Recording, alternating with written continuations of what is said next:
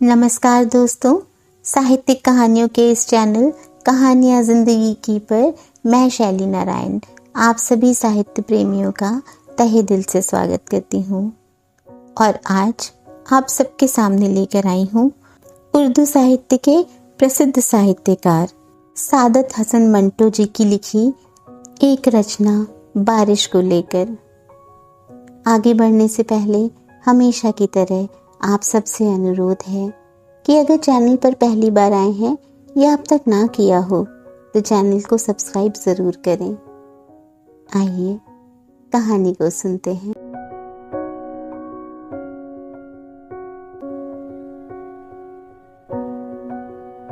मूसलाधार बारिश हो रही थी और वो अपने कमरे में बैठा जल थल देख रहा था। बाहर बहुत बड़ा लॉन था जिसमें 2 दरख्त थे। उनके सब्ज पत्ते बारिश में नहा रहे थे। उसको महसूस हुआ कि वो पानी की इस यूरिश से खुश होकर नाच रहे हैं। उधर टेलीफोन का एक खंबा गड़ा था उसके फ्लैट के ऐन सामने। ये भी बड़ा मसरूर नज़र आता था। हालांकि उसकी मसरत की कोई वजह मालूम नहीं होती थी। इस बेजान शय को भला मसरूर क्या होना था, लेकिन तनवीर ने, जो कि बहुत मगमूम था, यही महसूस किया कि उसके आसपास जो भी शय है खुशी से नाच गा रही है। सावन गुजर चुका था और बारान रहमत नहीं हुई थी। लोगों ने मस्जिदों में इकट्ठे होकर दुआएं मांगी, मगर कोई नतीजा बरामद न हुआ। बादल आते और जाते रहे, मगर उनके थनों से पानी का एक कतरा भी न टपका। आखिर एक दिन अचानक काले काले बादल आसमान पर घिर आए और छाजो पानी बरसने लगा। तनवीर को बादलों और बारिशों से कोई दिलचस्पी नहीं थी। उसकी ज़िंदगी चटियल मैदान बन चुकी थी जिसके मुंह में पानी का एक कतरा भी किसी ने ना टपकाया हो। 2 बरस पहले उसने एक लड़की से, जिसका नाम सुरैया था, मोहब्बत करना शुरू की, मगर एक तरफा मोहब्बत थी। सुरैया ने उसे दरखोरे इतना ही न समझा। सावन के दिन थे, बारिश हो रही थी। वो अपनी कोठी से बाहर निकला, जांगिया पहनकर नहाए और बारिश का लुत्फ़ उठाए। आम बाल्टी में पड़े थे। वो अकेला बैठा उन्हें चूस रहा था कि अचानक उसे चीखें और कहकहे सुनाई दिए। उसने देखा कि साथ वाली कोठी के लॉन में 2 लड़कियां बारिश में नहा रही हैं और खुशी में शोर मचा रही हैं। उसकी कोठी और साथ वाली कोठी के दरमियान सिर्फ एक झाड़ियों की दीवार हाइल थी। तनवीर उठा। आम का रस चूसते हुए वो बाड़ के पास गया और गौर से उन दोनों लड़कियों को देखा। दोनों महीन मलमल के कुर्ते पहने थी जो उनके बदन के साथ चिपके हुए थे। शलवार चूंकि लट्ठे की थी, इसलिए तनवीर को उनके निचले हिस्से के सही खदो खाल का पता न चल सका। उसने पहले किसी औरत को ऐसी नज़रों से कभी नहीं देखा था, जैसा कि उस रोज़ जबकि बारिश हो रही थी उसने उन दोनों लड़कियों को देखा। देर तक वो उनको देखता रहा जो बारिश में भीग भीग कर खुशी के नारे बुलंद कर रही थीं। तनवीर ने उनको पहले कभी नहीं देखा था, इसलिए कि वो तबन कुछ इस किस्म का लड़का था कि वो किसी लड़की को बुरी नज़रों से देखना गुनाह समझता था। मगर उसने उस रोज़ बड़ी ललचाई नज़रों से उनको देखा ही नहीं, बल्कि उनके गीले बदन में अंगारा बनकर बरमे की तरह छेद करता रहा। तनवीर की उम्र उस वक्त 20 बरस के करीब होगी। ना तजुर्बेकार था। ज़िंदगी में उसने पहली मर्तबा जवान लड़कियों के शबाब को गीली मलमल में लिपटे देखा तो उसने यूँ महसूस किया कि उसके खून में चिंगारियाँ दौड़ रही हैं। اس نے ان لڑکیوں میں سے ایک کو متمخب کرنا چاہا۔ دیر تک وہ غور کرتا رہا۔ ایک لڑکی بڑی شریر تھی، دوسری اس سے کم۔ اس نے سوچا شریر اچھی رہے گی جو اس کی شرارتوں کا سبق دے سکے۔ یہ شریر لڑکی خوبصورت تھی، اس کے بدن کے اعضاء بھی بہت مناسب تھے۔ بارش میں نہاتی جل پری معلوم ہوتی تھی۔ تھوڑی دیر کے لیے تنویر شاعر بن گیا۔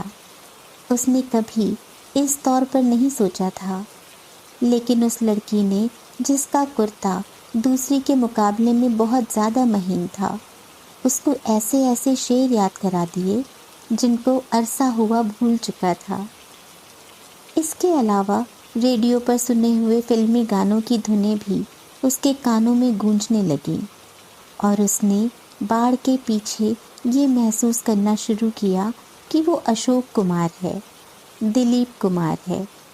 پھر اسے کامنی کوشل اور نلینی جیونت کا خیال آیا، مگر اس نے جب اس لڑکی کی طرف اس غرض سے دیکھا کہ اس میں کامنی کوشل اور نلینی جیونت کے خد و خال نظر آ جائیں، تو اس نے ان دونوں ایکٹریسوں پر لعنت بھیجی۔ وہ ان سے کہیں زیادہ حسین تھی۔ اس کے ململ کے کرتے میں جو شباب تھا، اس کا مقابلہ اس نے سوچا کوئی بھی نہیں کر سکتا۔ تنویر نے آم چوسنے بند کر دیے اور اس لڑکی سے جس کا نام پروین تھا عشق لڑانا شروع کر دیا۔ شروع میں اسے بڑی مشکلات پیش آئی، اس لیے کہ اس لڑکی تک رسائی تنویر کو آسان نہیں معلوم ہوتی تھی۔ پھر اسے اپنے والدین کا بھی ڈر تھا۔ اس کے علاوہ اسے یہ بھی یقین تھا کہ وہ اس سے ملتفت ہوگی بھی یا نہیں۔ بہت دیر تک وہ انہی الجھنوں میں گرفتار رہا، راتیں جاگتا، جھاڑیوں کی پست قد جھاڑ کے پاس جاتا، مگر وہ نظر نہ آتی۔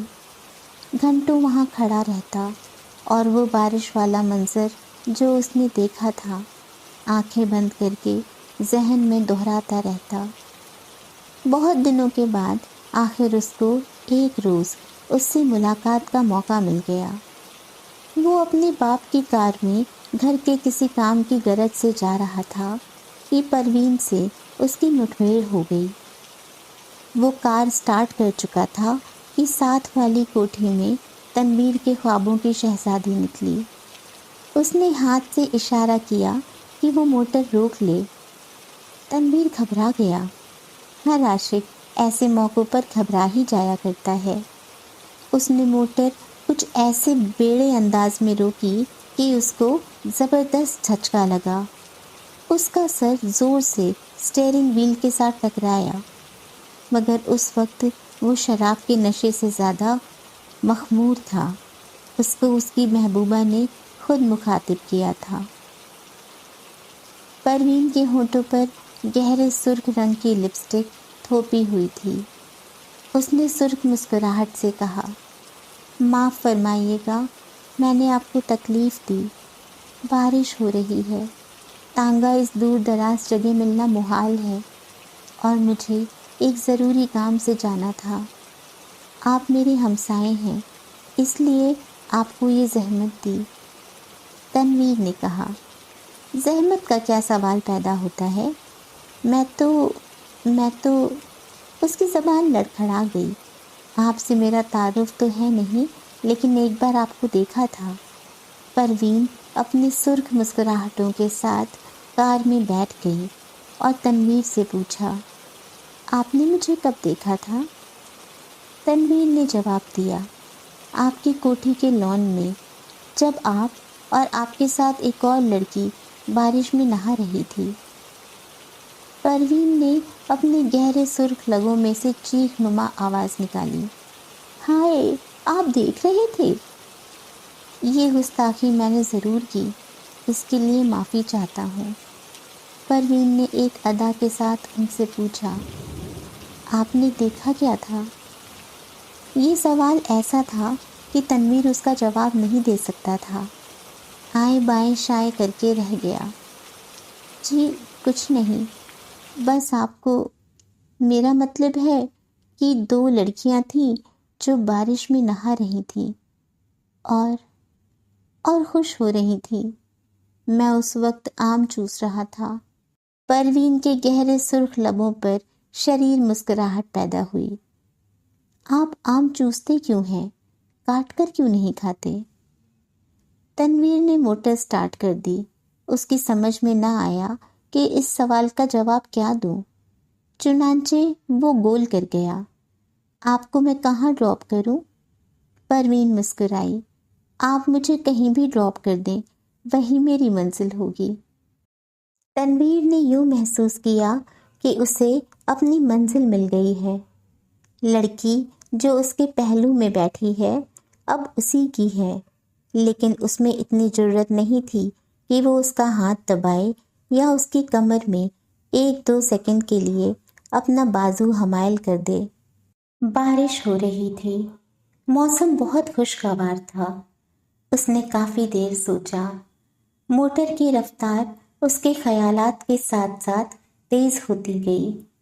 आखिर उसने एक जगह उसे रोक लिया और जज्बात से मगलूब होकर उसको अपने साथ चिमटा लिया। उसके होठों से अपने होठ पैबस्त कर लिए। उसको ऐसा महसूस हुआ कि वो कोई बहुत बड़ा लजीज आम चूस रहा है।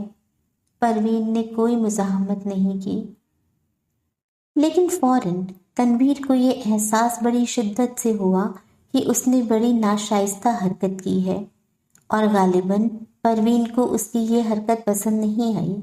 चुनाचे एकदम संजीदा होकर उसने कहा, आपको कहाँ जाना है? परवीन के चेहरे पर यूं खफगी के कोई आसार नहीं थे, लेकिन तनवीर यूं महसूस कर रहा था जैसे वो उसके खून की प्यासी है। परवीन ने उसे बता दिया कि उसे कहाँ जाना है। जब वो उस जगह पहुंचा तो उसे मालूम हुआ वो रंडियों का चकला है। जब उसने परवीन को मोटर से उतारा तो उसके होठों पर गहरे लाल रंग की मुस्कुराहट बिखर रही थी। उसने कूल्हे मटकाकर ठेठ कस्बियों के अंदाज में उससे कहा, शाम को मैं यहाँ होती हूँ, आप कभी ज़रूर तशरीफ़ लाइए। तनवीर जब भौचक्का होकर अपनी मोटर की तरफ बढ़ा तो उसे ऐसा लगा कि वो भी एक कस्बी औरत है जिसे वो हर रोज़ चलाता है। उसकी लाल बत्ती लिपस्टिक है जो परवीन ने होठों पर थोपी हुई थी। वो वापस अपनी कोठी चला आया। बारिश हो रही थी और तनवीर बेहद मगमूम था। उसको ऐसा महसूस हुआ कि उसकी आँख के आंसू बारिश के कतरे बनकर टपक रहे हैं।